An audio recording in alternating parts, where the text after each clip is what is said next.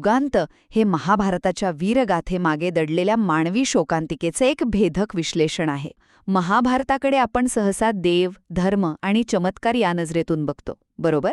पण हे पुस्तक काय करतं ते या सगळ्याच्या पलीकडे जातं आणि महाभारतातल्या पात्रांना थेट माणूस म्हणून आपल्यासमोर उभं करतं, त्यांच्या सगळ्या चुकांसकट, त्यांच्या हतबलतेसकट. युगांत महाभारतातल्या कुणालाही, म्हणजे भीष्म असो, कुंती, द्रौपदी किंवा कर्ण, कुणालाही हिरो किंवा विलन ठरवत नाही. उलट त्यांच्या मनात काय चाललं होतं, त्यांच्या इच्छा काय होत्या आणि त्यातून त्यांच्या हातून काय चुका घडल्या याचं हे पुस्तक विश्लेषण करतं.